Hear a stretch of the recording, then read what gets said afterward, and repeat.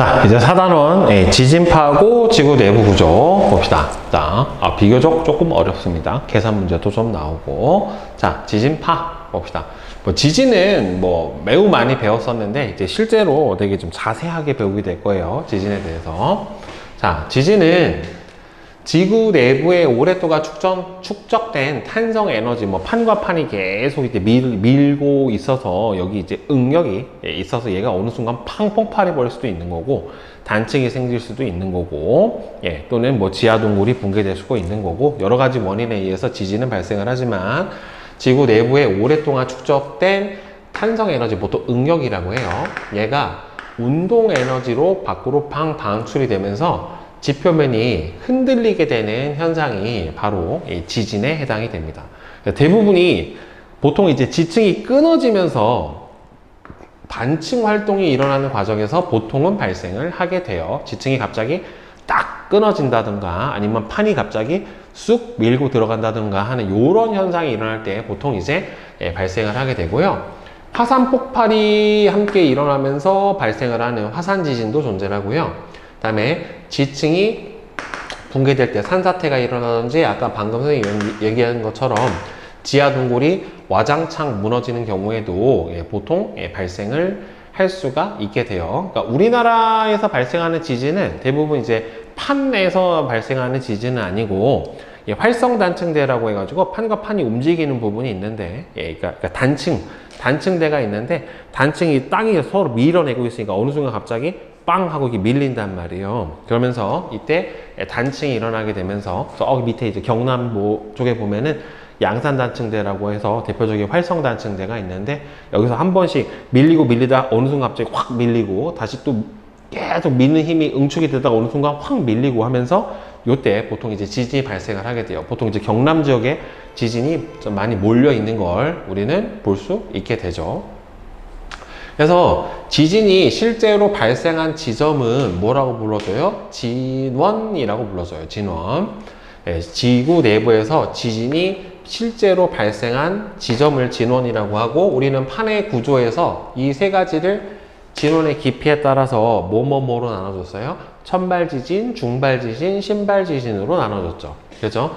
그래서 약 70km 이내에서 발생을 하는 게 천발지진에 해당이 되는 거고요. 그 다음에는 대부분이 다 지각에서 발생을 해요. 판 두께가 보통 우리가 평균적으로 100km라고 보는 거니까 그 안쪽에서 발생을 하는 거죠. 중발은 70에서 300km 정도에서 발생을 하게 되고, 신발은 300에서 700km 사이에서 발생을 하고, 요거 넘어서는 거의 이제 멘틀의 연약권에 해당이 되기 때문에 거의 발생을 하지가 않게 돼요. 이 세 개 중에는 보통은 그래서 진원의 깊이가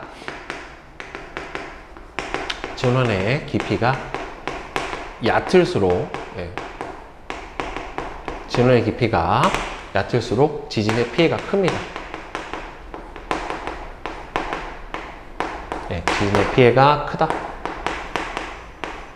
라고 볼 수가 있어요. 자, 그리고 얘도 당연히 지진도 뭐기 때문에 파동이에요. 파동.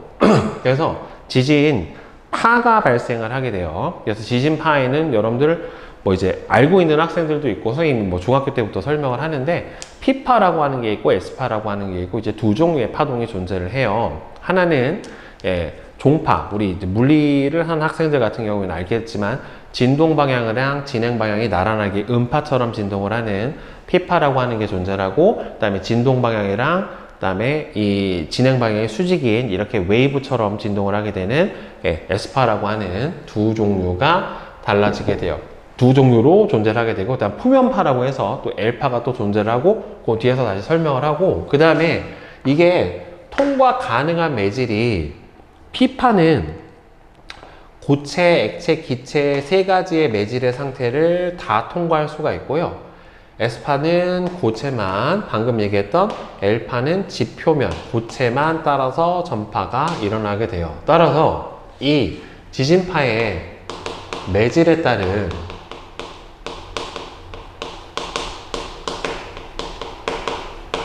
투과 정도를 이용을 해서 결국에는 외핵이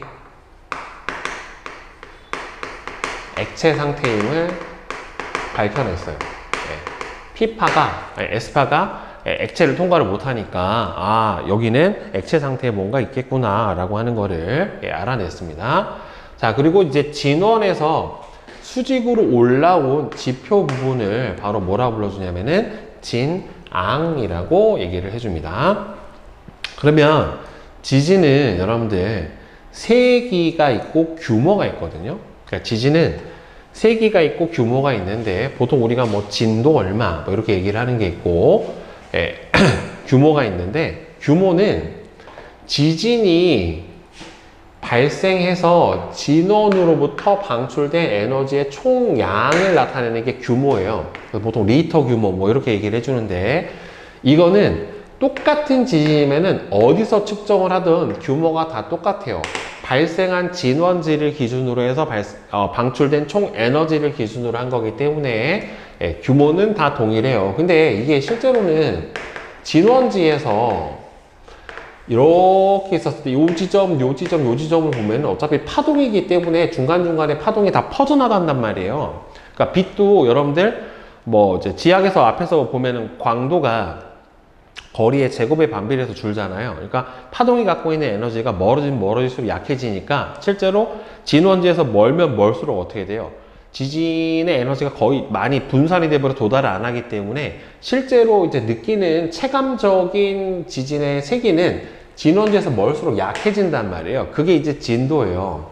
어느 한 지점에서 사람이 지진을 느끼는 정도나 피해가 발생한 정도를 이제 상대적으로 나타내는 수치이기 때문에 동일한 지진이라도 장소에 따라서 측정 장소가 어디냐에 따라서 진도는 달라지게 나타나게 돼요. 그래서 통상적으로는 진원에서 멀수록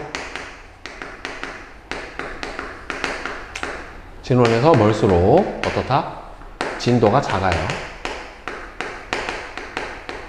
진원에서 멀면 멀수록 어떻다? 진도가 작다라고 볼 수가 있는데 보통 우리나라 보면은 지진이 보통 경남 일대에 많이 몰려 있다라고 하는 걸 볼 수가 있고 그래서 가끔 막 지진 안내 오잖아요. 막 자는데 갑자기 막 삑 하고 그래서 갑자기 안내가 오는 경우들이 있고 이 지진이 한번 일어나서 수능도 한번 밀린 적이 있잖아요. 경북 지역에서 그죠? 그때 생각이 나네요. 내가 종강하고 딱 끝냈는데 갑자기 수능을 일주일 뒤에 본대. 그래가지고 다시 아이들 불러가지고 일주일간 다시 수업했던 그런 기억이 있네요. 자, 휴가 가려고 했다가 망했었어 그때. 자, 지진파. 진원에서 방출된 에너지가 파동의 형태로 전체 사방으로 다 전파해서 나가는 거를 바로 지진파라고 얘기를 해줍니다. 그래서 보통 진원지에서 이제 구면파의 형태로 사방으로 다 퍼져요. 그래서 지진파는 크게 실제파하고 표면파로 나눠지게 되는데, 자, 실제파가 바로 아까 잠깐 언급했던 P파랑 S파예요. 자, 지구 내부를 통과하는 지진파입니다. 그래서 P파하고 S파 내부까지 통과가 가능해서 반대편까지 갈 수 있는, 실제로 반대편까지 못 가지만 자, 그래서 프라이머리 웨이브, 그러니까 먼저 도착하는 파동, 두 번째 도착하는 파동, 그래서 P파, S파라고 하는데 전파 속도가 P파가 빨라요. 그래서 가장 먼저 관측소에서 측정을 했었을 때 항상 P파가 먼저 도착을 합니다. 그 다음에 두 번째로는 전파 속도가 P파보다는 느려서 두 번째로 도착하는 지진파가 바로 P파에 해당이 돼요. 그 다음에 표면파는 말 그대로 지표면만을 따라서 전파하는 지진파를 표면파라고 하고요. 자, 진앙지로부터 지표면을 따라서만 전파가 되고 L파, 롱 웨이브라고 해요. 그러니까 가장 주기가 길다. 주기가 긴 파동으로 대신에 진폭이 가장 크고 가장 큰 피해를 입히는 파동이 바로 요 실제로 우리가 지진의 피해다라고 느끼는 게 요 표면파에 해당이 되는 겁니다. 크게 세 개다. P파, S파, L파 해서 세 가지가 있는데 보면은 S파하고 L파는 횡파에 해당이 돼요. 횡파니까 이렇게 매질의 진행 방향과 진동 방향이 서로 수직인 파동에 해당이 되는 거고요. P파 같은 경우에는 이렇게 음파처럼 진행 방향하고 진동 방향이 서로 나란하게 진동을 하면서 이동을 해야 하는 게 바로 P파에 해당이 돼요. 그러니까 평균 속도가 P파가 더 빨라요. 그래서 6에서 8km/s예요. 되게 빠르죠. 그렇죠? 초당 가는 거니까. 횡파는 4에서 6이니까 대략 한 2배 정도 뭐가 빠르다? P파가 빠르다. 자, 그다음에 L파는 가장 느립니다. 대신에 진폭은 P파에서 S파 쪽으로 S파가 더 크고 그 다음에는 L파가 좀 더 크게 나타나게 됩니다. 그 다음에 통과 매질은 P파 같은 경우에는 고체, 액체, 기체 다 통과 가능하고요. S파는 고체만, 그 다음에 얘는 고체 지표면만 가요. 그래서 너무 멀어버리면은 얘가 다 중간에 가다 에너지가 손실이 돼가지고요. 아예 어떻게 돼요? L파가 기록이 안 돼요. 그러니까 예를 들어서 저 튀르키예, 옛날 터키죠. 터키에서 큰 지진 났었을 때 우리나라까지 지진이 도착해요? 안 하잖아요. 지진계 같은 경우는 아주 미약하게 일본에서 지진 난다거나 했었을 때도 우리나라에 기록이 되기도 하는데 근데 L파는 우리나라까지는 거의 도달을 하질 않아요. 그래서 이렇게 크게 지진파는 세 가지로 볼 수가 있고요. 그래서 이 지진계로 기록을 하는데 지진 기록의 해석을 보게 되면은 지진파를 기록을 해주는 이제 관측소에서 지진이 발생을 하면 지진파를 기록을 해요. 여러 관측소에서 관측소가 하나만 있는 건 아니고 우리나라도 여러 군데가 있고요. 그 관성을 이용해서 지진계가 이제 지진파를 기록을 해주는데 그래서 이 지진 관측소에서 가장 먼저 기록된 지진파는 당연히 속도가 빠른 P파고요. 그 다음에는 S파가 도착하고 그 다음에는 L파가 도착하는 순으로 바로 기록이 일어나게 돼요. 그래서 맨 처음에 P파 도착하고 그 다음에는 S파가 도착을 하고 맨 마지막에 L파가 도착을 하고 하는 이런 순서대로 가게 되는데 그래서 P파가 도착을 하고 나서 S파가 도착할 때까지 걸리는 시간을 뭐라고 불러주냐면 우리는 PSC라고 해요. 이거 원래 예전에는 중학교 과정에서도 배웠었는데 이제 빠져가지고 이 PSC에 대한 개념이 여기서 고등학교 2학년 때 이제 처음 나와요. 즉 관측소에서 P파 도착하고 S파가 도착할 때까지 걸리는 시간 간격으로 바로 뭘 구해주냐면 진원까지의 거리가 얼마인지를 바로 구해줄 수가 있어요. 그러니까 실제로는 이렇게 관측소가 여기에 이렇게 있고 여기가 진앙이고 그다음에 여기 쪽이 요 밑에가 실제로 지진이 발생한 진원에 해당이 되는데 여기서 실제로 우리가 구하는 진원까지 거리는 여기서부터 관측소까지 이렇게 요 거리를 구해주는 게 바로 바로 뭐에 해당이 되냐면 PSC입니다. 자, 그래서 얘는 어떻게 구하냐면은 여기서 일단은 P파의 속도를 VP라고 놓고 S파의 속도를 VS라고 놓게 되면은 자, 이 P파가 도착하는 데 걸리는 시간은 VP분의 뭐가 될 거고요?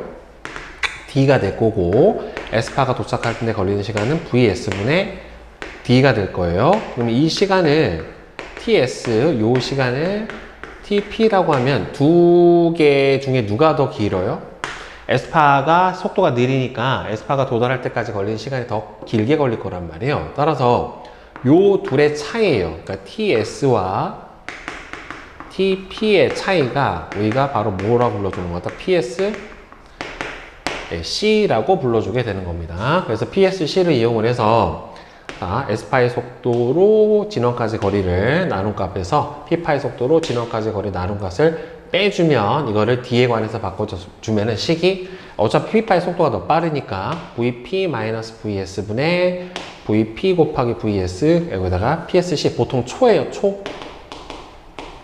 지진파의 속도가 단위가 km/s를 나타내니까 초를 곱해주게 되면은 바로 진원까지의 거리를 알 수가 있어요. 근데 진원까지 거리랑 진앙까지 거리는 좀 차이가 있죠. 왜냐면 진앙까지 거리가 진원까지 거리보다는 좀 더 짧잖아요. 그렇죠? 그러면은 우리가 진앙까지 거리를 안다라고 하면은 진앙부터 진원지까지의 실제 깊이를 알 수가 있게 되겠죠. 그렇죠? 그래서 실제로는 이렇게 해서 진원까지 깊이를 구해요. 근데 보통은 천발 지진이 많아서 이 70km 이내면 진원까지 거리나 진앙까지 거리나 별 차이는 없어요. 이제 실제로 관측값으로 구해보면 아주 미세하게 차이가 나겠지만은 별 차이가 크게 나진 않는다. 자, 그럼 이렇게 해서 PSC는 진원까지의 거리를 구해줄 때 사용을 해주는 거고, 이번에 이제 진앙까지의 거리를 구해주는 주시곡선을 한번 봅시다. 자, 진앙에서 관측소까지의 거리로 주시곡선이라는 거를 이용해서 구해줘요. 그래서 주시곡선은 진앙 거리에 따른 P파와 S파의 도착 시간을 나타내는 그래프예요. 이거는 PSC랑은 약간 다른 개념이에요. 저는 진원거리고 이거는 진앙거리에 해당이 돼서 여기 요 차이가 PSC에 해당이 되는 거예요. 요 차이가 PSC에 해당이 되는 거고, 그 다음에는 시간이 지진파가 도달하는데 시간이 적게 걸린 아래에 있는 곡선이 P파 곡선에 해당이 되는 거고, 위에 있는 곡선이 바로 S파 곡선에 해당이 돼요. 그래서 관측소를 1, 2, 3 보통 이제 세 군데서 최소 세 군데서 진앙거리를 측정을 해주거든요. 이게 왜 그러냐면 일단은 봅시다. 그래서 PSC가 짧으면 어떻게 돼요? PSC가 짧을수록 관측소에서 측정한 진앙까지 거리가 더 짧고, PSC가 여기서 길면 주시곡선에서 관측소까지에서 측정한 진앙까지 거리가 더 멀죠. 당연히 더 길면은 관측소가 더 멀리 있다고 하면은 진앙까지 거리가 더 멀게 측정을 해주는 건데, 자, 그래서 이렇게 최소 세 군데서 측정을 해주면 관측소 1에서 측정한 이렇게 저기 진앙거리에 뭐가 나오냐면은 진앙거리를 반지름으로 하는 하나의 큰 원을 그려요. 이게 관측소 1에서 측정한 섹타고, 그 다음에 관측소 2가 조금 더 멀죠. 그러면 관측소 2에서는 이거보다 조금 더 큰 원이 생겨요. 이렇게 원을 그리면, 자, 이렇게 측정한 진앙까지 거리로 해서 큰 반경을 그려요. 그 다음에 관측소 3에서 다시 진앙까지 거리를 측정한 더 큰 원을 이렇게 그립니다. 그러면 이 세 개의 관측소에서 각각 측정한 진앙까지 거리를 반지름으로 하는 원 세 개가 그려지면 가운데 교점이 하나가 생긴단 말이죠. 그래서 원 세 개가 겹쳐지는 이 부분이 바로 뭐라고 보면 돼요? 아, 실제 진앙 지점이구나 라고 이런 식으로 찾아주게 돼요. 그래서 진앙 지점이 어딘지를 특정을 해 줄 수가 있고, 그럼 얘가 진앙 지점 특정하고 진앙까지 거리 나왔죠. 그러면 여기서부터 진앙까지 거리가 나왔으면은 얘가 진앙까지 거리 구했고, 그 다음에 이렇게 PSC를 이용을 해서 진원까지의 거리를 구하면 요 둘의 삼각비를 이용을 해가지고 요 깊이가 바로 뭐에 해당이 되는 거예요? 진원지까지의 깊이구나 라고 이렇게 구하는 문제가 예전에는 나왔었는데 이제는 여기서는 안 나오는 것 같아요, 보니까. 자, 그러면 이제 주시곡선을 이용해서 지각의 두께를 구하는 거죠. 지각의 두께를 구해주는 방법에 대해서 볼 텐데, 지진파도 파동이에요. 당연히 파동인데, 이게 지진파가 우리는 파동을 크게 전자기파하고 고체파라고도 하고 탄성파라고도 하고, 이게 크게 두 가지로 나눠줄 수가 있는데, 전자기파 같은 경우에는 전부 다 횡파고, 대표적으로 전자기파가 빛이거든요. 전자기파는 매질의 밀도가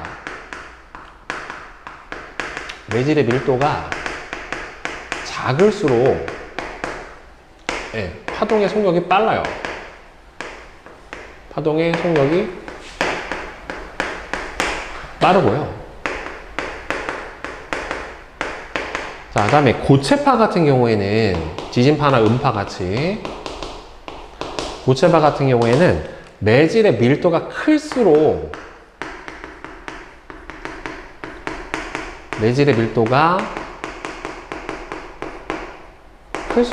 파동의 속력이 빨라요. 그러니까 반대예요.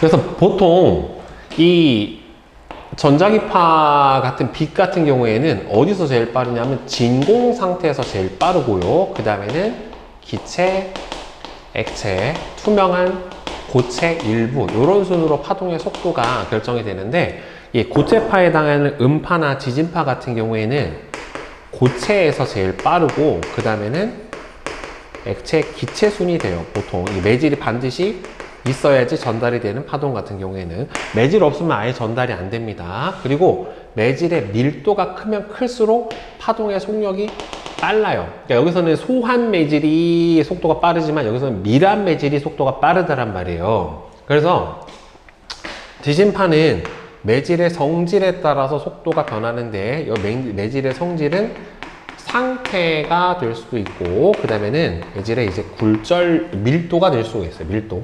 자, 상태나 매질의 밀도 또는 온도 이런 것들이 속도가 변하고요. 밀도도 되고 온도 요 세 가지가 다 영향을 줄 수 있거든요. 자, 속도가 변하고요. 서로 다른 매질의 경계에서 반사가 되거나 굴절이 현상이 일어나게 되는데 이거는 파동이 가지는 기본적인 성질이에요. 여러분들 이게 물리를 한 학생들은 저기에 대한 개념을 알 텐데 보통 이렇죠. 빛을 기준으로 본다라고 하면은 파동이 여기가 매질 1이고 아래가 매질 2예요. 자, 그러면 이렇게 가운데 법선을 기준으로 했었을 때 이렇게 빛이 만약에 들어와. 그러면 법선과 이루는 이 각도를 바로 뭐라 불러주냐면은 입사각이라고 하고요. 그러니까 서로 매질이 달라요. 매질이 달랐을 때 이렇게 속도가 느린 쪽으로 빛이 꺾이거든요. 예, 서로 다른 매질의 경계에서 일부가 이렇게 꺾여서 빛의 진행 방향이 꺾이는데 이 꺾인 요 파를 굴절파, 얘를 입사파, 여기를 가운데 법선하고 입사파가 이루는 각도를 입사각, 그 다음에는 여기를 굴절각이라고 얘기를 해줘요. 이 각은 굴절각에 해당이 되는 거고. 자, 이 파동은 속력이 느린 매질 쪽으로 꺾여요.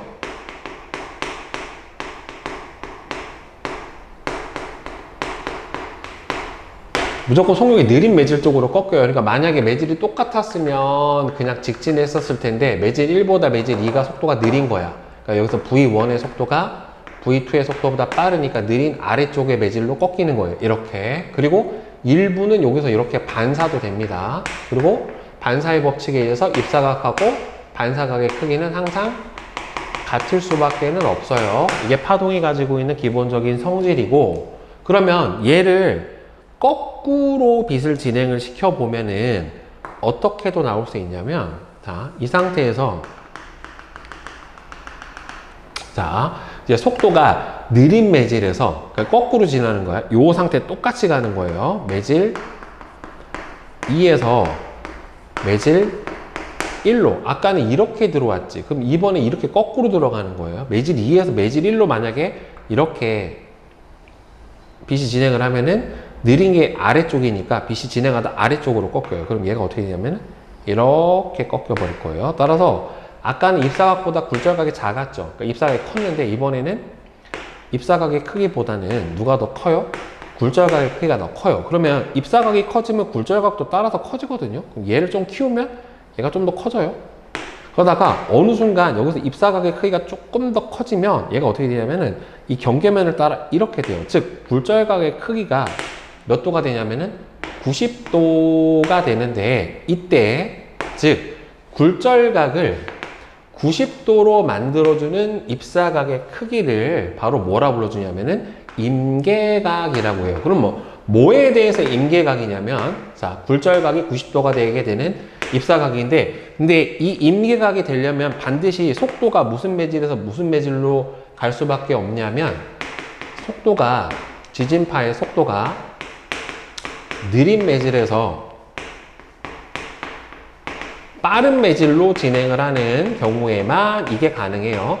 여러분들 헷갈리니까 굴절률이 작은 매질이라고 큰 매질로 이해를 하지 말고, 속도가 느린 매질에서 빠른 매질로 진행을 할 때 바로 이렇게 임계각에 해당하는 각도를 만들 수 있어요. 그러니까 이렇게 입사각보다 굴절각이 더 커야 되니까. 근데 만약에 이 임계각보다 조금 더 크게 빛을 입사를 시켜버리면 어떻게 되냐면 이번에는 굴절이 안 되고 100%다 이렇게 반사가 일어나 버려요. 이렇게. 즉 임계각 이상에서는 임계각 이상으로 파동이 입사가 돼버리면 어떻게 되냐면은 굴절이 안 되고 100% 반사를 하게 되는데, 요런 현상을 뭐라고 불러주냐면 전반사라고 합니다. 야, 근데 이 전반사를 물리에서도 지금 안 배우는데 역학과 에너지에서도 안 나오는데 지구과학에서 나오네. 전반사가 일어나요. 그러니까 특정 각도 이상 임계각보다 더 커지면 입사각이 아예 굴절이 안 일어나고 100% 반사만 일어나게 되는 이런 현상이 벌어지게 돼요. 그래서 지진파가 진행을 할 때는 지구 내부로 들어가면 들어갈수록 뭐가 커지냐면은 온도, 압력, 밀도가 커져요. 그러니까 밀도가 누가 더 크냐면은 지각보다 멘틀의 밀도가 더 크다란 말이에요. 그러니까 지진파의 속도가 누가 더 빠르냐면은 멘틀에서가 더 빨라요. 지진파의 속도가 어디서가 더 빠르냐면 멘틀에서 지진파의 속도가 지각보다 더 빠르게 나타나게 돼요. 그러니까 느린 매질에서 빠른 매질로 가다 보니까 임계각이 적용이 될 수가 있다라고 여러분들 이해를 해주면 돼요. 자, 그래서 지진파는요, 이렇게 크게 직접파하고 굴절파라고 하는 걸로 나눠줄 수가 있는데, 보면은 직접파는 지각을 따라 전파돼서 관측소에 도달하는 지진파. 예를 들어서 관측소가 뭐 여기쯤 있다. 그러면은 관측소가 여기 이렇게 있었을 때 직접 지각 따라서 표면으로 쭉 가서 도달하는 요거를 바로 뭐라고 불러주냐면은 직접파라고 얘기를 해줘요. 그래서 같은 시간 동안에 도달하는 거리가, 지진파 도달 거리가 직접파가 도달하는 것보다는 굴절파가 도달하는 게 어느 정도 일정 거리가 더 멀어지면 더 빨라요. 왜 그러냐면은 지금 굴절파는 멘트를 통해서 지진파가 진행을 하게 되는 거고, 직접파는 표면을 따라, 지각을 따라가는 거기 때문에 아까 멘틀에서의 지진파의 속도가 지각에서보다 빠르다라고 했잖아요. 그래서 특정 거리 이상 멀어지게 되면은 직접파가 가는 것보다는 굴절파가 가는 속도가 좀 더 빨라서 아주 먼 거리는 굴절파가 먼저 도달을 하고, 물론 짧은 거리 같은 경우에는 직접파가 먼저 도달할 수가 있겠죠. 자, 그런데 어느 특정 거리가 돼버리면은, 어느 특정 거리에서는 이렇게 직접파가 도달하는 데 걸리는 시간이랑 굴절파가 도달하는 데 걸리는 시간이랑 같은 지점이 생겨요. 그래서 같은 시각에 도달했었을 때의 거리를 우리는 뭐라고 불러주냐면은 교차거리, 이렇게 불러주게 됩니다. 그래서 얘는 지진파가 여기서 빵 발생을 해. 그래서 지각을 따라 멘틀까지 쭉 내려오다가 여기서 임계각으로 입사를 하게 돼버리면은 여기서 지각과 멘틀의 경계를 따라서 쭉 파동이 진행을 해요. 그러다가 이게 여러분들 지각의 두께가 멘틀하고 다 일정한 게 아니잖아. 어디는 좀 크고 작고 하고, 이 경계가 완전 직선이 아니잖아요. 그러니까 계속 수시로 반사가 돼서 올라온다란 말이에요. 이 굴절파 자체도. 그래서 이 굴절파가 반사돼서 계속 튀어 올라오다가 직접파랑 딱 만나는 어떤 지점이 생기면, 그럼 얘는 굴절파가 이렇게 밑으로 가고, 그 다음에 멘틀 경계를 지각 멘틀 모호면 따라서 오다가 여기서 다시 반사돼서 이렇게 오면은 여기가 딱 바로 교차 지점에 해당이 될 거란 말이에요. 알겠죠? 그래서 얘는 지각도 통과하고 멘틀도 통과해서 온 애. 그러니까 여기는 지각 통과 속도, 멘틀 통과 속도, 지각 통과 속도 이렇게 되는 거고, 이 녀석은 지각만 통과해서 이렇게 오게 되니까 거리가 멀어지면은 멘틀 통과하는 속도가 빠르기 때문에 먼 거리에서는 굴절파가 먼저 도착, 그 다음에 짧은 거리에서는 그래도 직접파가 먼저 도착, 그리고 어떤 특정 거리에서는 두 개가 동시에 도착. 그래서 이 교차 거리를 이용을 해서 이 지각의 두께가 얼마나 되는지 요 H0를 구해주는 식을 이 다음 페이지에서 배우게 될 거예요. 그래서 기본적으로 파동의 성질과 전반사라고 하는 개념을 이용을 해가지고 설명을 할 거니까 요 정도는 일단 파동의 기본 성질이기 때문에 알고서 다음 장으로 넘어가서 지각의 두께를 교차거리를 이용해서 구하는 거를 한번 알아보도록 합시다. 자, 그러면 이제 주시곡선을 이용한 지각의 두께를 구하기 보면은 여러분들 요거를 원래는 이제 공식만 외워서 풀어도 크게 문제는 없어요. 실제로 공식만 외워서 풀어도 크게 문제는 없는데, 그러니까 어떤 개념으로 이 공식이 나오게 되었는지 정도는 이제 알고 가는 게 좀 좋겠죠. 자, 그러면 이 주시곡선을 통해서 지각의 두께를 구해줄 때 일단은 교차거리라고 하는 거는 직접파랑 굴절파가 동시에 도달한 지점. 그러니까 이게 직접파 도달 시간 그래프고 굴절파 도달 시간 그래프인데 두 개가 딱 교차되는 지점, 동시에 도달하는 지점까지의 거리를 바로 교차거리다 라고 얘기를 해주고요. 그 다음에 지각의 두께는 교차거리와 지진파의 속도를 이용을 해서 구해줄 수가 있게 됩니다. 자, 그러면은 이게 H0가 바로 뭐가 되냐면 지각의 두께에 해당이 되는 거고, 그 다음에는 L이 뭐에 해당이 되냐면은 바로 교차거리예요. 2분의 L 루트 V2 플러스 V1 지각 속도, 멘틀의 속도, 그 다음에는 V2 마이너스 V1 멘틀에서의 속도에서 지각의 속도를 빼준 건데, 이게 조금 달라요, 개념이. 즉 예를 들어서 빛 같은 경우에는 전자기파라서, 전자기파이기 때문에 매질에 이게 약간 그 물리 배운 학생들이 얘 왜 이상하지? 라고 느낄 수 있는데, 매질의 밀도가 작을수록 빛의 속도가, 매질의 밀도가 작을수록 빛의 속도가 빨라요. 빛의 속도가 빠릅니다. 그러니까 결국에는 굴절률이 작을수록 결국에는 빛의 속도가 빠르거든요.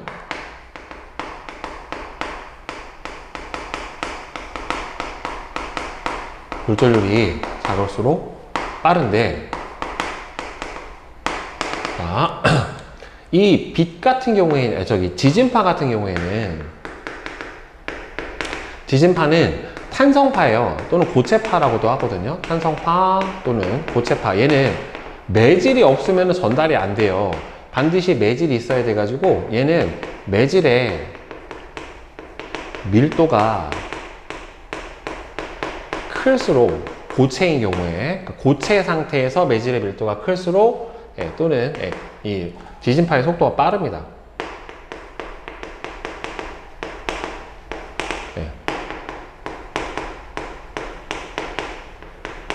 그래서 빛하고는 조금 반대 성질을 갖고 있어요. 그래서 전반사 조건도 그래서 약간은 이제 달라지게 되는 거고, 얘는 지진파는 지구 내부로 들어갈수록 지각보다 멘틀에 뭐가 더 커요? 밀도가 더 크다란 말이에요.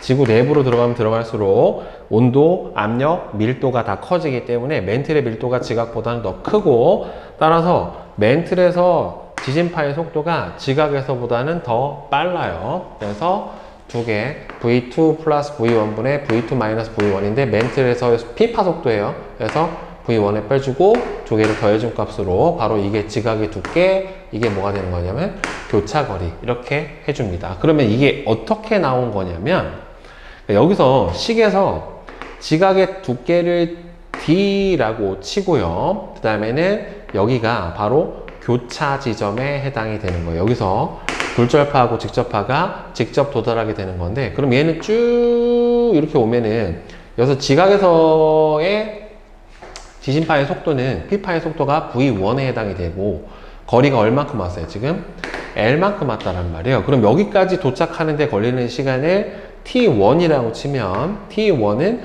P파, 지각에서의 P파의 속도 V1분의, 그 다음에 여기 교차거리까지 거리 L 해서 V1분의 L, 이게 이제 T1이 이게 직접파가 도달하는 데 걸리는 시간 T1이고, 그 다음에 굴절파가 도달하는 데 걸리는 시간은, 그러면은 여기서부터 이렇게 P점까지 쭉 들어간 요 거리, 그 다음에는 쭉 이렇게 멘틀하고 지각 경계를 따라가는 요 거리, 그 다음에는 다시 반사돼서 올라오는 요 거리, 요거를 다 더해준 게 실제로 이 멘틀, 그러니까 지각 저 깊은 곳에서 굴절파가 이동한 전체 이동 거리에 해당이 된다는 말이에요. 그러면 여기서 지각의 두께를 D라고 뒀기 때문에, 여기가 D죠.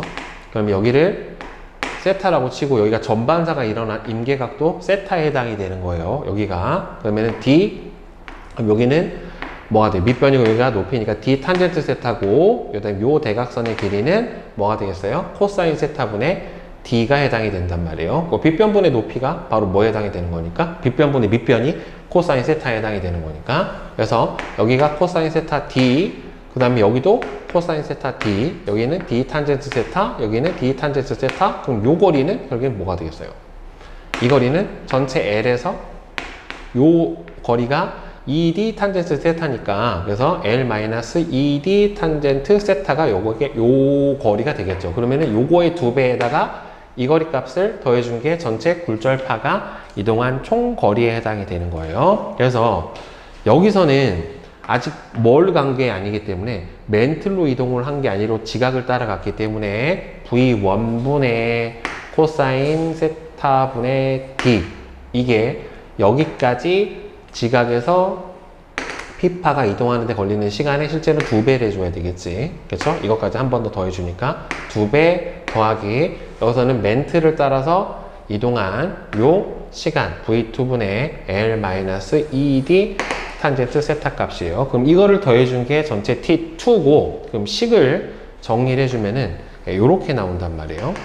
그런데 실제로는 지금 이 교차 거리에서는 둘이 동시에 도달했기 때문에 T1하고 T2 값이 어떻게 되는 겁니까? 서로 같은 거란 말이에요. 따라서 T1하고 T2가 같으니까 요 두 식을 같다고 두는 거죠. V1분의 L1이랑 이 값이랑 서로 같다고 놓고서 정리를 해주면 요 식이 나타나게 되는데, 여기에서 굴절의 법칙이 스넬의 법칙이라고 하는 요 법칙인데, 이게 지진파가 들어갔었을 때 여기가 매질 1이고 여기가 매질 2에 해당이 되는데, 여기가 지각이고 여기가 이제 멘틀에 해당이 되는 거예요.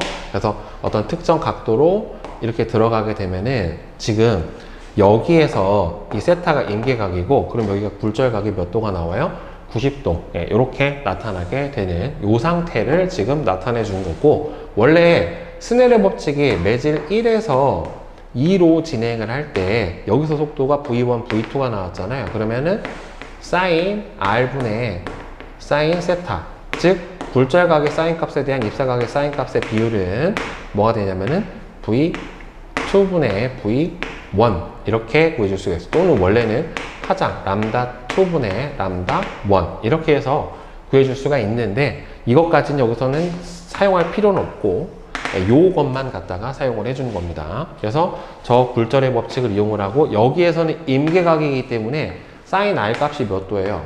여기가 90도란 말이에요. 그러면은 사인 90도가 되니까 이 값이 1이 돼버리죠. 그렇죠? 그래서 사인 세타가 V2분의 V1이라고 하는 식으로 대입을 해준 거예요. 원래 밑에 지금 사인 90도가 들어가 있는데 이 값이 1이라 그냥 안 나온 것 뿐이에요. 그래서 얘를 넣어주고, 그 다음에 여러분들 사인 제곱 더하기 코사인 제곱은 1이니까 이 값으로 정리를 해서 만들어준 식이 이겁니다. 그러니까 나올 때 여러분들 뭐만 생각을 해주면 되냐면은, 여기서부터 여기까지 쭉 직접파가 이동을 하는데 걸리는 시간과, 그 다음에는 여기서는 지각을 통해서 이동을 하고, 그 다음에 여기는 멘트를 통해서 이동을 하고, 다시 지각을 통해서 이동을 하는 요 굴절파의 총 이동 시간이 서로 같은 요 교점의 시간이 같다라는 걸 이용을 해서 바로 교차거리와 지각의 두께를 구해주는 식이다라고 하는 거, 이게 나오는 과정만 이해해주면 돼요. 이거를 실제로 유도하라고 하는 식 자체가 나오지는 않을 거니까 그것만 주의를 해주시면 됩니다.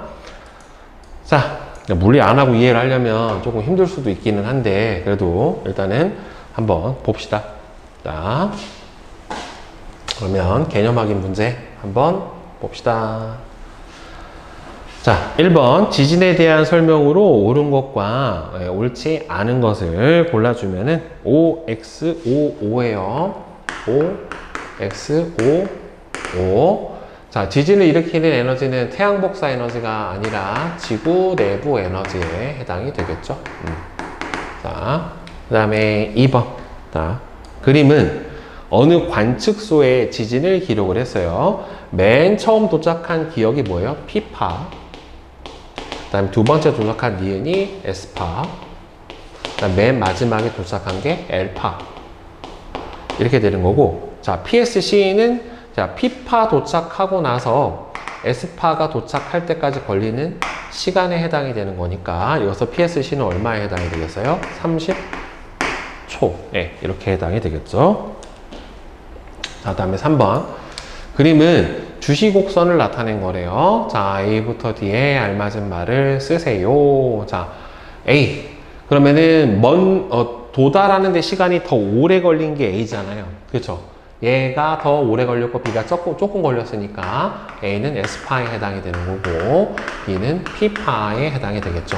따라서 A는 S파, B는 P파에 해당이 될 거고, 자, C 같은 경우에는 PSC가 지금 C가 PSC, PSC고 그 다음에 D가 뭐가 되는 겁니까? 이거는 지난 거리죠. 주시곡선을 이용하라는 거는 지난 거리고, 그 다음에는 그 앞에서 이용한 진원까지의 거리를 구해주는 거는 여러분들 이거죠. 진원까지 거리 구해주는 거는 V2 마이너스 V1분의 V1 곱하기 V2의 PS C를 곱해서 구해주는 거는 진원까지 거리고, 이거는 주시곡선을 이용을 해서 구해줄 때는 진앙거리를 이용을 해주는 거기 때문에 두 개를 잘 구분을 해 주셔야 됩니다. 자, 그 다음에 4번. 교차거리를 이용을 해서 이용한 지각의 두께 측정에 대한 설명으로 옳은 것과 옳지 않은 것은, 자, OX에 해당이 돼요. 자, 지진파의 속도는 지각보다 멘틀에서 더 빠릅니다. 자, 그 다음에 직전파는 멘틀을 통과한 후에 관측소에 도달한 지진파가 아니라 굴절파. 교차거리에 위치한 관측소에서는 직접파하고 굴절파가 동시에 도달을 해주죠. 자, 그 다음에 지각의 두께가 두꺼울수록 교차거리는 더 어떻게 돼요? 길죠. 왜 그러냐면 교차거리를 구해주는 게 지각의 두께를 H0라고 하면 2분의 이게 L이 교차거리에 해당이 되는 거고, 루트 아까 뭐였냐? V2 플러스 V1분의 V2 마이너스 V1 이렇게 해서 구해준 건데, 지각의 두께가 두꺼우면 교차거리가 어떻게 돼요? 더 길 수밖에 없게 되겠죠. 서로 무슨 관계니까? 비례 관계에 해당이 되는 거니까 길다라고 봐야 되겠죠. 여기서 V2가 멘틀 속도야, 여러분들. 멘틀에서 P파 속도고, V1이 지각에서 P파의 속도에 해당이 됩니다. 자, 이제 지구 내부 구조를 연구하는 방법, 그리고 어떻게 알아내게 됐고 어떤 특성을 갖는지를 한번 알아봅시다. 자, 보면은 지구 내부를 연구하는 방법은, 자, 직접 방법은 이제 아주 직관적으로 파보는 거죠. 땅 파보는 거지, 그지? 지구 반대편이 나올 때까지.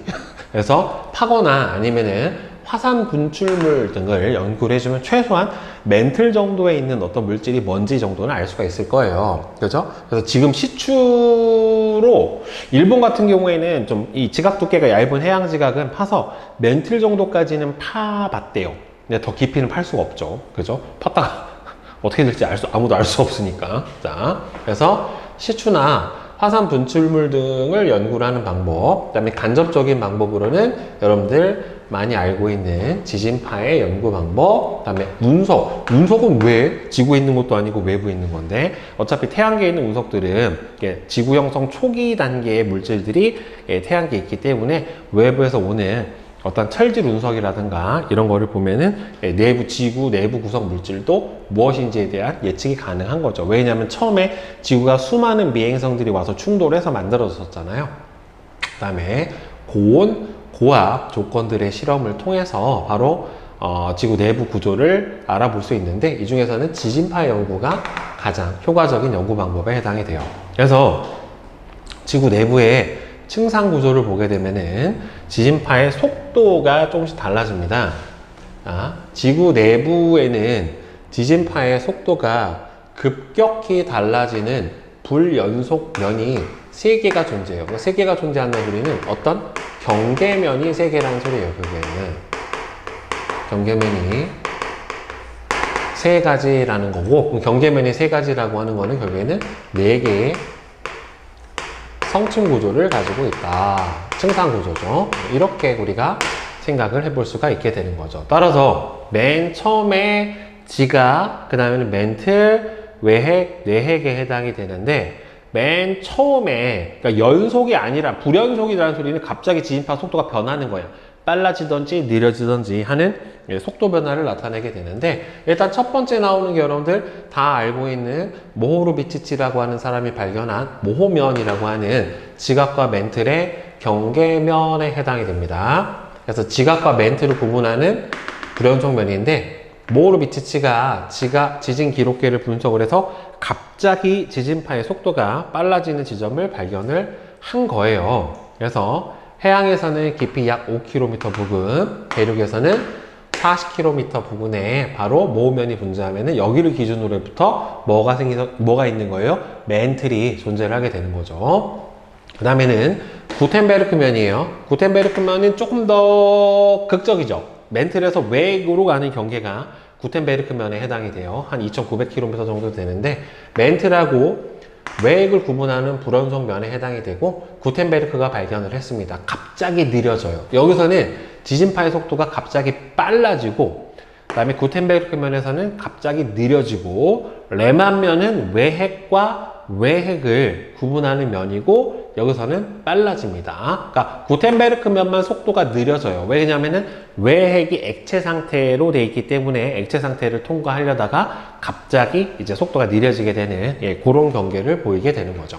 자, 그래서 이렇게 크게 모호면, 구텐베르크면, 레만면에서 지구 중심까지가 나타나게 되고요. 그래서 지진파 속도 분포 보면은 지각에서 모호면으로 가면서 지진파의 속도가 피파 갑자기 확 빨라지고 점점 증가하다가 갑자기 확 느려져요. 외핵으로 들어가면서 구텐베르크 면에서 내부로 들어가면서 점점 다시 빨라지다가 갑자기 레만면에서 한 번 더 증가를 하게 되는 거죠. 그러니까 물질의 상태 때문에 그래요. 그러니까 고체, 액체, 다시 고체고 에스파는 어차피 액체를 통과를 못하니까 딱 어디에서 구텐베르크 면에서 끝나버리는 상태가 돼버리게 되는 거죠. 그리고 내부로 들어갈수록 왜 자꾸 점점 커지냐면은 어찌됐든 지구 내부로 갈수록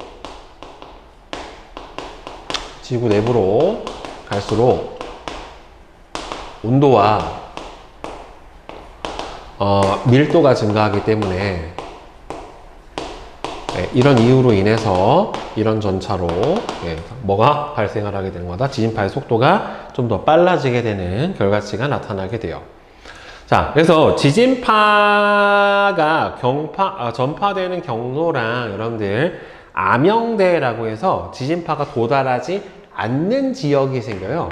자, 지진파는 성질이 다른 경계에서, 그러니까 굴절률이 아주 크게 차이가 나는 경계면에서 반사를 하던가 아니면은 굴절하면서 지구 내부로 전달이 되는데, 자, 암영대는 지진파가 반사 또는 굴절이 돼서 지진파가 관측이 되지 않는 지역이 바로 암영대인데, 피파 암영대가 있고 에스파 암영대가 있고 이렇게 두 종류가 있어요. 자, 피파는 진앙 지점에서 어차피 같은 매질은 쭉 가다가 여기 이 멘트까지는 쭉 가다가 외핵 들어가면서 좀 많이 꺾여 버린다란 말이에요. 굴절이 많이 되니까. 진앙에서 각거리가 103도, 142도 사이 구간에서는 어떻게 되냐면은 바로 지진파가 도달하지 않는 암영대라고 하는 게 나타나게 돼요. 그래서 구텐베르크 면에서 피파의 속도가 급격하게 느려지면서 굴절을 해서 103도에서 142도 사이에서는 안 나오는데, 여기서 좀 특이하게 여러분들 가운데 110도 부근에서는 약한 피파가 관측이 되는데, 이게 왜 그러냐면은 쭉 들어가다가 어디에서 내핵에서 뽕 반사가 돼서 굴절돼서 들어온 파동이 존재를 해서 암영대가 103에서 142도가 되기는 하는데, 이 110도 부근에서는 약한 피파가 나와요. 반대편에서 약한 피파가 나오는 게 이게 레만면에서 반사돼서 그래요. 레만면의 반사 또는 굴절 반사에 의해서 110도 부근에서 약한 피파가 나옵니다. 그 다음에는 에스파 같은 경우에는 아예 외핵 통과가 안 되니까 103도부터는 아예 안 들어가게 되는 거고, 어디까지? 투과를 못하죠. 반대편으로 갈 수가 없기 때문에 180도 사이의 구간에서는 에스파가 아예 관찰이 안 됩니다. 외핵 통과가 불가능해서 훨씬 더 누가 더 넓다? S파의 암형대가 누구보다 B파보다 넓고, 이렇게 암형대의 존재를 통해서 외핵이 액체 상태구나 라고 하는 거를 알게 되었어요. 그래서 지구 내부의 구성 물질하고 물리량을 보게 되면은, 자, 지각은 보통 대륙 지각은 화강 암석으로 되어 있고, 해양 지각은 현무 암질 암석으로 되어 있어요. 둘 다 고체고, 밀도는 현무 암질이 화강 암질보다 좀 더 크니까 약간 더 크게 나타나고, 그 다음에는 멘틀 외핵 내핵으로 가면서 점차적으로 밀도는 커지는 거를 볼 수가 있겠죠. 멘틀은 보통 이제 감람 암질로 되어 있고 고체, 그 다음에는 외핵은 외핵 내핵 둘 다 철과 디켈로 되어 있고, 얘는 액체 고체에 해당이 되죠. 그리고 외핵은 저렇게, 특히나 철하고 니켈은 강자성체에 해당이 되는 거고, 얘네들의 액체에 의한 뭐가 일어나요? 대류가 일어나기 때문에 바로 지구 자기장이 만들어질 수가 있게 되는 거죠. 자, 그래서 지구 내부의 물리적 성질에 따른 구분을 보면은, 물리적인 성질을 기준으로 해서 암석권, 연약권, 중간권, 외핵, 내핵으로 구분해 줄 수가 있는데, 자, 연약권까지는 알고 있는데 중간권은 뭐냐면은 전이대 하부 멘틀, 그러니까 풀로 만들어지는 데 있잖아요. 그 부분을 해당이 돼요. 암석권은 지각하고 상부 멘틀의 일부, 약 두께 100km 정도의 단단한 암석 부분, 우리가 판이라고 하는 부분에 해당이 되는 거고, 그 다음에 연약권은 상부 멘틀에서 유동성이 있는 대류가 가능한 고체 영역이죠. 그래서 지진파의 속도가 갑자기 느려져요. 원래는 딱딱한 고체에서가 더 빠르고 약간 유동성이 있으면 느려지기 때문에 이 연약권에서는 지진파의 속도가 어떻게 된다? 느려진다. 자, 그 다음에는 중간권이 바로 연약권 하부랑 멘틀에 해당하는, 연약권 하부의 멘틀에 해당하는 부분이고, 전이대랑 하부 멘틀로 다시 두 개로 구분을 해 줄 수 있다. 전이대하고 하부 멘틀. 그러니까 전이대라고 하는 거는 지금 보면은 멘틀 상부가 보통 우리 400km 정도까지, 100km까지가 암석권, 100에서 400까지가 연약권에 해당이 되는데, 멘틀 상부하고 하부 멘틀 사이에 있는 한 400에서 670 사이의 부분인데, 자, 압력이 여기서부터 크게 증가를 해서 이제 위에서 눌러주는 압력 자체가 크니까 광물의 결정 구조가 아주 조밀하게 바뀌고, 여기서부터가 어떻게 돼요? 지진파의 속도가 빠르게 증가를 해요. 그러니까 밀도가 갑자기 급증하는 층 정도로 생각을 해주면 되겠죠. 전이대부터 밀도가 급증하는 층. 밀도가 커지면 지진파의 속도가 어떻게 되는 거니까 빨라지게 되는 거니까, 이렇게 보시면 되겠죠. 자, 그래서 이렇게 암석권, 연약권, 그 다음에는 중간권은 전이대, 하부 멘틀, 그 다음에는 외핵, 내핵, 이런 식으로 지구 전체의 층상 구조가 나타나게 돼요. 그래서 지구 내부 물리량은 온도, 압력, 밀도가 내부로 들어가면 들어갈수록 점점 커져요. 자, 점점 증가를 해서요, 밀도를 보게 되면은 지구 전체 평균 밀도는 5.5 정도로 별로 그렇게 크지, 5.5 정도지만은 지구의 내부 밀도는, 핵 부분은 불연속면 대에서 급격히 증가하는 계단 모양으로 증가를 하게 돼요. 그러니까 지금 어디에서 멘틀에서 외핵으로 들어가면서 갑자기 확 증가하고, 외핵에서 내핵으로 들어가면서도 한 번씩 증가를 하게 되는 거죠. 따라서 이 밀도 분포를 모아서 층상 구조를 확인이 가능하고, 그 다음에 압력은 지표에서 중심부까지는 거의 같은 비율로 증가를 하게 되고, 지구 중심부에서 압력은 약 350기압 정도로 측정이 된다라고 되어 있죠. 그리고 보면은 어디에서 가장 크대요? 깊이에 따른 증가율은 멘틀에서 외핵으로 들어가면서 가장 크게 나타나게 되는 이런 현상을 보이게 됩니다. 그리고 온도는 지구 내부로 들어가면 들어갈수록 계속 증가해요. 지구 내부 온도는 약 4,500도씨 정도로 추정이 되는데, 내부로 가면은 온도 증가율은 감소합니다. 그러니까 멘틀에서는 깊이 들어가서 온도가 급격히 증가를 하는데 그 다음부터 외액에서 내액으로 갈수록 상대적으로 온도 증가율은 그렇게 높지는 않다. 높아지는 건 맞지만 온도 증가율이 그렇게 높지는 않다. 그래서 지진파로 결국에는 저 내부 구조를 전부 다 알아낸 거란 말이에요. 그래서 지진파의 단면 영상을 보게 되면은 일단 여러분들 앞에서 플룸할 때도 했지만 온도가 높으면 또 지진파의 속도가 또 어떻게 됩니까? 또 느려지고 차가운 플룸에서는 또 빨라지잖아요. 그래서 수많은 지진으로 발생한 P파랑 S파가 관측소에 도달하는 시간을 분석해서 지구 내부 구조를 영상화를 해주는 거예요. 그래서 지진파로 지구 내부 연구를 해줄 때는 지진파가 한 방향으로 퍼지는 게 아니라 일종의 구면파잖아요. 모든 방향으로 다 퍼진단 말이에요. 그래서 여러 방향으로 지구 내부를 통과해서 전 세계에 걸친 수천 개의 지진 관측소에 다 도달해요. 그러고 각 나라별로 이 데이터를 서로 공유를 하는 거죠. 우주에서 오는 모든 데이터도 다 공유를 해요. 전체 그 천문대 같은 곳에서. 그래서 지구 내부의 3차원 구조를 알 수가 있다.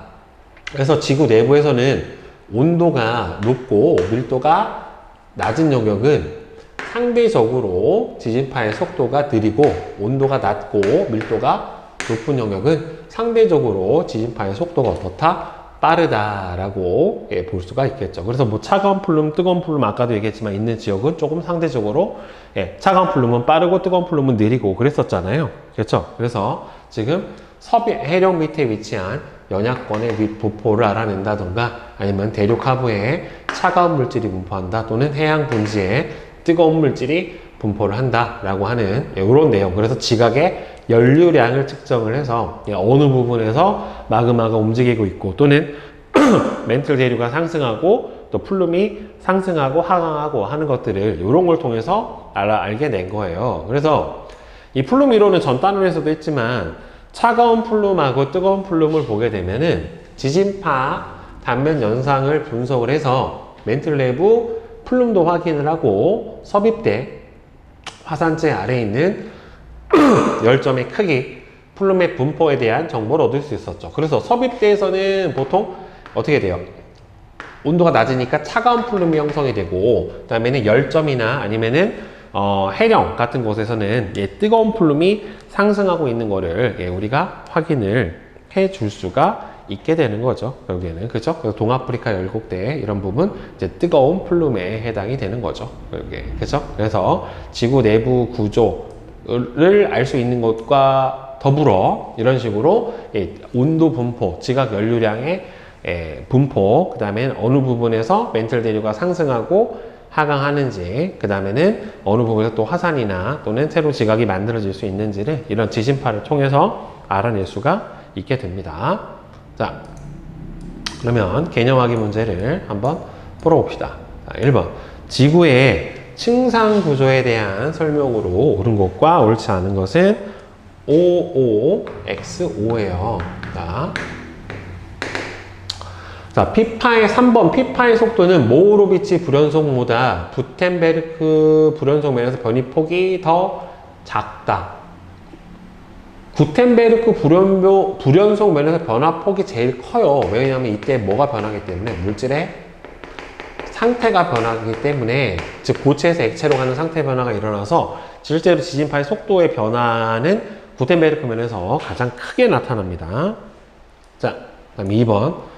그림은 지구 내부에서 깊이에 따른 지진파의 속도 변화를 나타냈대요. 자, A 같은 경우에는 지금 A가 위에 있는 거지. 자, 이렇게 가다가 여기서 외곽에서 팍 느려지고 빨라지다가 다시 레만면의 경계로 다시 빨라지는 A 같은 경우에는 P파, B는 S파에 해당이 되겠죠. 니네 S파 중에 누가 제일 좋니? 카리나인가? 그 다음에 A와 B에 해당하는 지진파의 종류를 썼고, 물질의 상태는 고체, 그 다음에 여기는 액체, 여기는 다시 고체, 이렇게 되겠죠. 자, 그 다음에 3번. 지구의 구성 물질에 대한 설명 중에서 괄호 안에 알맞은 말은 대륙 지각은 해양 지각보다는 두께가 두껍고 멘틀은 감담암질로 되어 있죠. 지구 내부는 물리적 성질에 따라서 크게 세 개의 층으로 구분이 되고요. 핵은 물질의 상태에 따라서 다시 뭐예요? 외핵하고 내핵으로 나눠지게 됩니다. 자, 이거 크게 세 개로 나누구나. 지각, 멘틀, 외핵이면은 화학 조성이네요. 화학 조성. 세 개. 어차피 핵을 다시 외핵, 내핵까지 구분을 한 게 아니기 때문에 화학 조성으로 구분을 해준 게 맞네요. 자, 다음에 4번. 지구 내부에서 물리량 변화에 대한 설명으로 옳은 것은 밀도는 각 층의 경계면에서 불연속적으로 증가를 하게 됩니다. 그 다음에 이게 변한다, 그러니까 감소는 안 해요. 무조건 내부로 갈수록 커지기 때문에 깊이에 따른 압력의 증가율은 멘틀보다 외핵에서 상대적으로 큽니다. 왜요? 더 무거운 뭐가 존재하기 때문에 철과 니켈의 원소 함량이 높은 물질들이 존재하기 때문에 깊이에 따른 온도의 증가율은 지구 내부로 갈수록 오히려 작아요. 그러니까 멘틀까지는 좀 증가폭이 큰데 외핵에서 내핵으로 갈수록 온도가 증가하는 비율은 상대적으로 그렇게 크지 않게 나타나주게 됩니다.